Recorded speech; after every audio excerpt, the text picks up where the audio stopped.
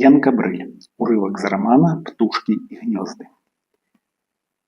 Схіліўшы долу светлачубую галаву, на якой нейкім цудам, толькі па ўласнай ахвоце трымаецца пілотка, хлопец успамінае.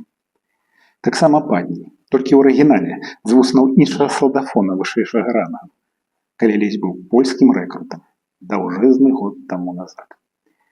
Скамандаваў тады сонечна чыстай раніцай, капрызна злосны, нявыспаны, з перапою і цямурнай валацугі пан падпаручнік Слядзінскі, такі сабе маладзенькі ды выпінасты ўзводны вуц, правадыр па салдацкай мянушцы Пінгвін.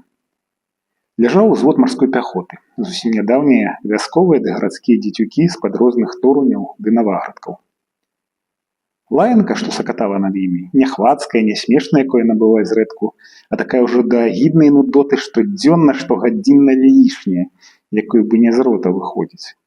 Пакуль загадаць пад камандным паўсці, Пінгвін вымешваў з брудам і сыноў, і матак, жаваў, перажоўваў, з асалодай выхаркваў поскудзь казёрменнага фальклору, запраўленую адчуваннем інтэлігентнай стомы, абавязку і вышэйшасці.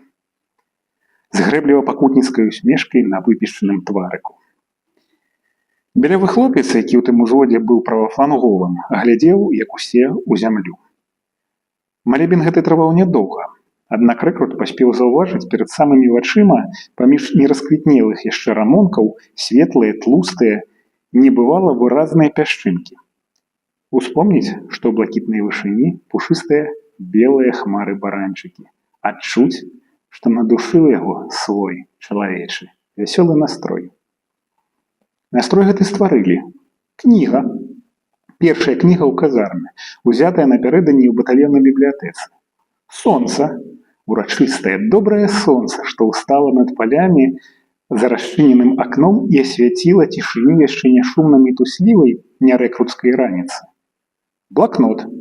Мяккі, запазушны блакнот, якому ён ад паўнаты душы давяраў патаемную радасць той светлай, мудрай і пакуль што нібы свабоднай раніцы, сагрэтай сонцам і кнігай. Дзіўны дзела твоі, Господі. Пайшоў манах у грыбы, ды з лесу бабу прынёс у мяшку. Кніга тая прыгоды бравага ваякі Швейка. Па слепаце начальства трапіла яна ў казармы або як? Нібы знарок, каб спачатку ў адзіноце ты нечутна нарагатаўся з аўстра-венгерскай ваеншчыны, а потым зноў убачыў, як штодня, яшчэ адну польскую інсцэніроўку агульналюдскіх антываенных старонак. Знізу? Ды не знізу, хоць і павалены загадам пана падпаручніка, глядзеў тады правафланговы на яго. Палаянцы ледзь-ледзь не таксама, як старшы унтэршранк звыш чалавека.